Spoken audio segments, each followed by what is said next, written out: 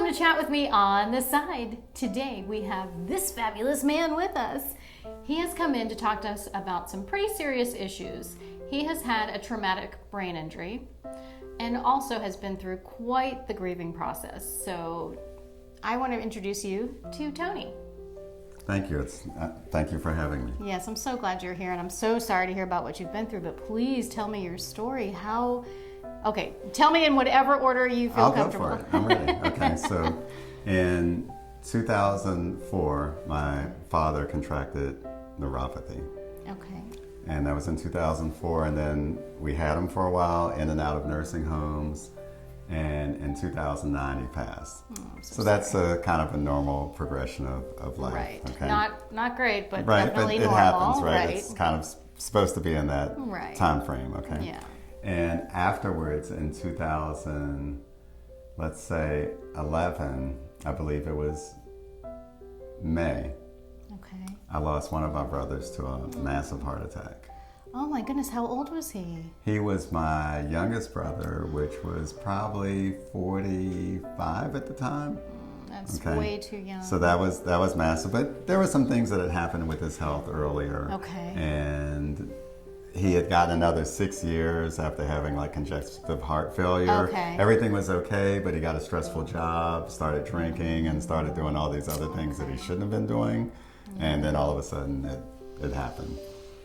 So we had that, and that was in May of 2011, I believe I said it was. Okay, and in, let's see, it would have been June or July. Just a couple months later. A couple months later, same year. Oh, like my heart already hurts. What are you going to tell me, Tony? My oldest brother passed. And Separate, not anything hereditary. No heart attack. Okay. Right, he beat his body up earlier in life, all through life. So he had, again, a borrowed time, but he was still around. He was like an Energizer bunny. Okay. So we kept thinking things would happen, but he just would keep miraculously getting out of it. And he was just amazing to me in my life because he was my oldest one. Yeah. So of course my relationship, I would always look up to him. And then seeing him kind of go under, it was just very. So you didn't even have time to grieve from your other brother. I don't even know what time to grieve means. Right. It just never had any. It just. So I'll keep going. Oh, there's more? Oh, there's more. I don't know how much more I can handle, Tony. There's more. Okay. So as one of my kind of middle brother, we were had gotten a lot closer because of the deaths of my other brother. So we had become a lot closer. And then one day after one of my brother's funerals, he says, I got to tell you, I've been feeling a little different lately. And I'm having back pains. And I'm like, well, get back in the gym, work out, do whatever. And what had happened to him is he had prostate cancer, and he was a prostate cancer survivor. Okay. But it had come back. And it had come back, and so we went through the whole process of the cancer treatments, chemo, and things like that. And what are you thinking at this point? I don't know what I was thinking. That whole year was such a cloud in my life. So I used to play basketball every day with military guys. I played basketball for like 10 years on the streets. And I was a very successful entrepreneur in DC, a lot of IT companies. And so to get rid of stress at lunchtime, I shouldn't be saying this, but at lunchtime I would go out it's your lunch. and I you would do whatever you want. I'd play basketball with a bunch of military guys. And one day I'm driving home and I'm sitting. Why am I'm holding on for dear life. I'm 2 blocks from the house. And by the way, Mustangs are like my favorite cars. So I'm driving in my Shelby Cobra convertible like this, right? And all of a sudden, a landscaping truck hits me in the back. Oh my goodness. Of the car, rear-ended me. And I'm thinking, okay, oh gosh, like this the car that I park all the way away in shopping malls, no door dings, no nothing. And finally I get hit, right? So I get out of the car and... You're able to get out of the car, so we're okay so far. Right? So I'm angry. Uh-oh. Okay? Yeah. I'm really angry. Yeah. Well, you have all this grief going on. Angry, You've got right. all this frustration. Your baby just got hit. Right, exactly. Okay, I'm feeling it. And something funny happened. Oh, what's funny? When I was writing the insurance information down, okay. I could see it, but I couldn't write it down. And I go, huh, that's odd. That's odd. I said, I maybe it's just I'm nervous, whatever. So I do something I probably shouldn't have done. So I took a picture. Well, I should have done that. But then I go home and take a nap Oh, goodness. after an accident. You hit your head, didn't you? I hit my head. Oh, Tony. And I was told that that was one of the worst things you could That do. you could do. I found that out later Yeah. on. And then I used to be able to do really intricate Excel spreadsheets. People would look at my spreadsheets and go, "How did you Like, do that?" how in the world? Yeah. Right. And I can't figure out And Excel, I I mean. love doing it. Love the percentages, everything. Yeah. And I noticed when I went upstairs to my attic, my office, home office, and I was working on a really big proposal, and I started putting decimals in the wrong place. And I'm thinking, that's not me. So finally it was like I started listening to the people in my life that were like, maybe you should get that checked out. Yeah. So I went and got an MRI, and there was TBI.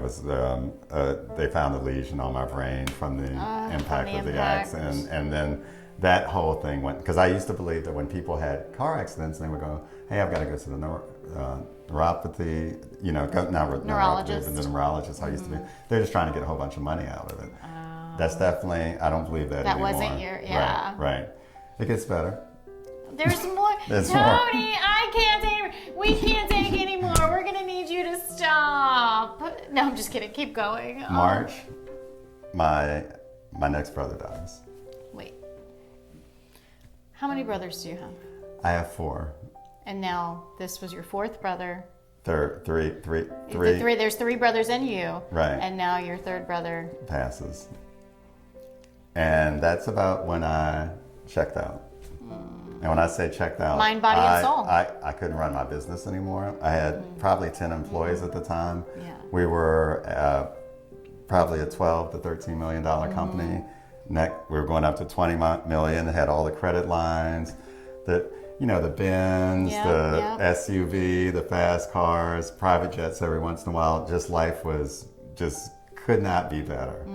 And then I literally hit a brick wall and couldn't do Honey, anything anymore. I don't think anyone could. I couldn't function. I don't think, honestly, I don't think you're alone there in that. Like, I don't know anyone who could go through all of that grief, have a traumatic brain injury, and be able to move forward like that. And I'm a type A personality, always used to And you can solving control problems, none of that. everything. And then all None of a of sudden, I'm like, I can't do anything anymore. And so the depression came in from the morning. Then a traumatic. I'm dealing with Right. a brain injury, and I'm Not like, being able to are do you kidding me? functionally Like, wise what you were able to do before is exactly, so frustrating. right? So I've got that, and then just everything that comes with it. So what did you do? Sold all my assets, Wow. and I lived on a boat for a while.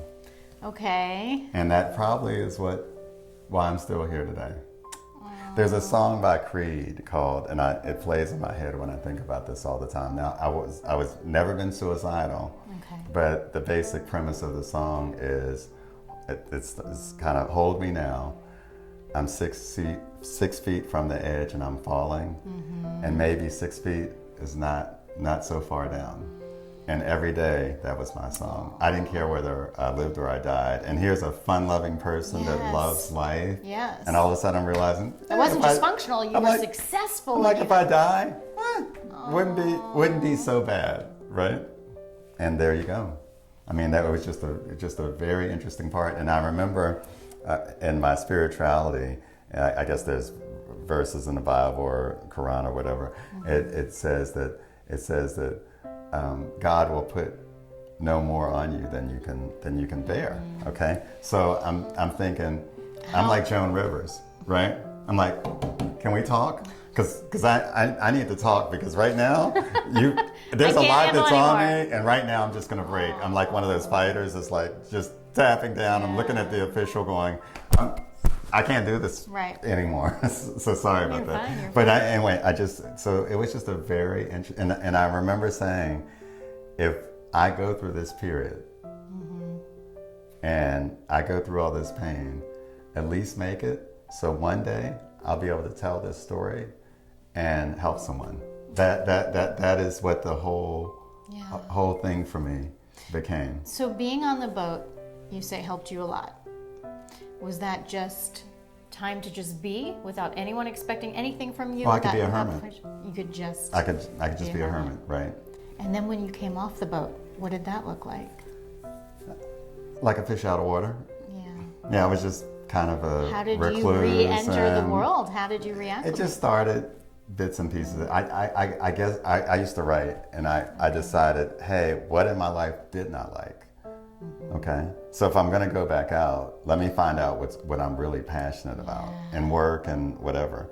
So I decided to go back out after the things that I really want. So I tweaked it, and I said, hey, let's go for the things that I actually know that I do well and that are fun to me. So there you go. I'm so amazed by you. I'm very impressed with you. Do you have any suggestions for anyone that might be going through some significant grieving? Oh wow, I made it. Yeah. I made it. Yeah. I haven't found the secret Well, I formula. think you did what worked It's- for it's- you, it's and that just was to isolate kind yourself. of believe in yourself. Know that somehow, some way, the dark cloud is going to pass. But you got to hold on, and don't do too many bad things or hurt anybody along the way. Just try to keep staying focused and kind of believe in yourself. And it does come back. And if I could just say one thing, so I'm going on this journey of kind of. I moved down to Florida, which was something I always wanted to do. So it's kind of like, hey, let's get these things. And I stopped calling it a bucket list. There's no bucket list anymore, right? Because that has to do what do I want to do before I die? No, just do it. No, this is just do living. it. This is about life. Just live your life. But I was at a festival in Fernandina, and I was at a shrimp fest, and there was a lady who was kind of drunk, and people were looking at her, and so I'm looking at her, and she dropped something. But everybody was too embarrassed to kind of tend to her and say that because she was loud and all this. And so I walked up to her. I said, hey, and I had to run after her. I was like, you dropped something. And she goes, oh my God, you're an angel. And I'm like, whatever. I'm like, I'm dealing with my own stuff right now. I'm still coming down off you, right? And she says, let me show you. And she opens this picture up, and beautiful lady. It was her daughter. She had been killed in a car crash a month ago. And the boyfriend lived. And she's telling me this story. And she says, you don't know the pain I'm going through. And I said, I don't know the pain of losing a child. I don't know that one. Right. But I did say, I do know the pain. But now it's back to Joan Rivers. I'm like, oh, wait, can we talk about something for a minute? Yeah. And for an hour, I just walked with her and we had this talk, even with her friends. And she'd introduce, you wouldn't believe this guy. He's been through this. And then finally, I noticed that shift had taken place. Yes. And then all of a sudden, the pain that I experience is able to help someone else. Yes. So, and I truly believe that you were an angel that day to her, and that she can be that angel for somebody else once she heals something. Right, you know? right. And so you paid it forward. Pay it forward. So I'm hoping through this story that we're having, I'm hoping that something will happen for someone. I hope it does. So, absolutely. And there is help. If anyone's out there and you're feeling any of this pain of grief, there's help out there. Please, you're not in this alone. There are many of us that have been through the grieving process. Talk to your friends, your family, talk to somebody, a professional. It doesn't matter. There is definite help. Don't be afraid. Out there. Don't be afraid to reach out. Awesome. Thank you so much for being here. Thank you for sharing your story. I'm so sorry for everything you've been through.